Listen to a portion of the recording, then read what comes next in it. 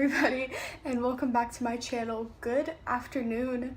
Again, I'm not sure what time this is gonna go up, so I don't know why I keep doing like morning intros. But good afternoon for me, for whatever time it is for you, and welcome to today's video. So today's video is going to be like kind of serious, and then I'm gonna follow up with some trichotillomania tips, because my last video, well, it didn't do too well.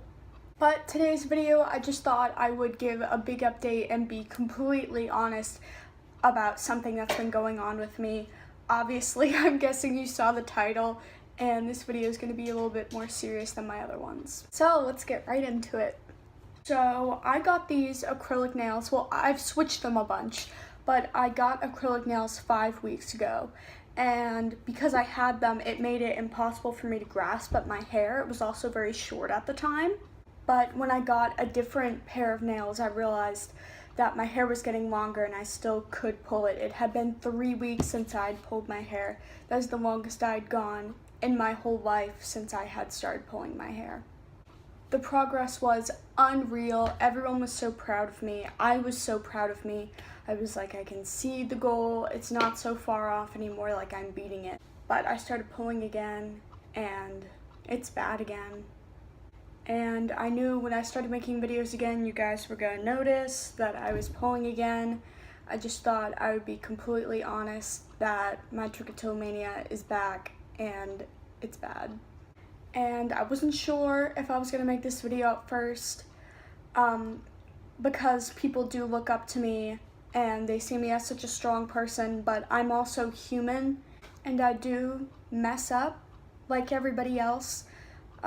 With trichotillomania, you never really know when the urges are going to be there. There's never like a set schedule for when something is going to happen. You could be sitting in a public place and you just have the urge to pull your hair. It's just how it works. I had gone 3 weeks and I was perfectly fine, and then one night my mind was just like, pull your hair, and I went and I could do it, and I did it. And oh, there's a wasp in here.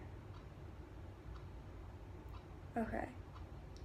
And I do not want to be the person who acts like their life is perfect on social media. Life can suck, and it kind of does right now. I'm trying to find motivation. I'm fine, by the way, I'm fine. But the relapse is, it feels like such a big setback. It's unreal. But the thing is, I don't have to be so disappointed in myself, and if you relapse, neither do you. If you were pulling on a minute, hourly basis, you don't have to feel disappointed or like you're a failure or mad at yourself, because every day, every second, right after you stop, that is a whole nother chance to start over. That's a clean slate. A millisecond from now, if you just pulled, that's another second that you can be like, I just went a couple seconds without pulling my hair. And it might sound stupid, but that is actually an accomplishment, and I'm proud of you. And so with that update out of the way, I wanted to give some tips. And the tips aren't really on how to stop pulling. I'm not really in the place to give that advice right now, but the DM that I get most regularly is how I have the confidence to not only post myself, kind of like looking like this online, but out in public with my bald spots, with normally a shaved head, just openly walking around with confidence, posting about how I have trichotillomania on social media. People want to know, like, girl, what's up? How are you doing that? Trichotillomania is such a not talked about subject, and when it is portrayed in the media, they're portrayed as crazy. They had somebody, this woman said, I can't stop pulling out my hair. They put her on My Strange Addiction. That's not like people who eat sand. This is people who have an actual diagnosed condition. It's not My Strange Addiction. Like, that it really pissed me off. A lot of the times, trichotillomania in the media is portrayed completely wrong, and I probably will do a separate video about that. I made my Here's Hoping blog account on Instagram. I was going to keep it separate from my personal, and I was going to keep wearing wigs to school and everything. I wasn't gonna tell anybody about my trichotillomania, but when I heard rumors circulating about me, and people didn't know the name to my condition, they were like, she probably like pulls out her hair. I was like, all right, something needs to be said, and like some action needs to be taken. So I took to my personal account.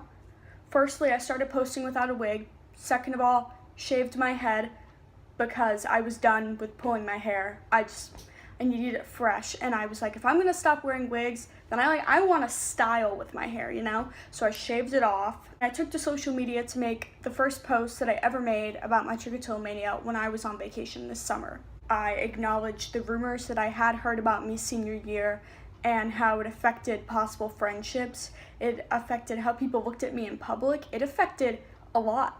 My trichotillomania affects almost every aspect of my life. People were like, how did you get the bravery to do that? How do you get the bravery to go out in public without a wig, showing bald spots, showing your hair, your thin brows, anything?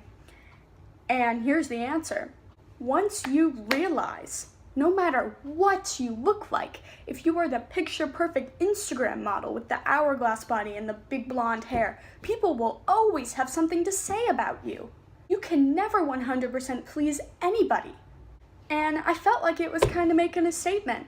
I was like, I feel free, I don't care what anybody else thinks, and you don't have to either. It doesn't matter if you don't have trichotillomania. If you have some like shirt that you think other people will judge you for wearing, they might, but you don't have to care. You could still go out and wear it, and you can rock it and love it. And because in the long run, you can never 100% please everybody in the whole world, and you are going to tire yourself out and really make yourself depressed if you think that you can. I used to wear wigs because it made me feel more confident and feminine, and I was like, I am just going to conform to social norms, which is long hair on females. I felt so different, and this is back when I had some hair, but I had a big bald spot right on the top of my head. And I felt unlovable in the moment I did. What you gotta realize is that also not everybody is against you. I had heard one of my friends came up to me and said, that group of people were just talking about you. I said, oh great, what'd they say?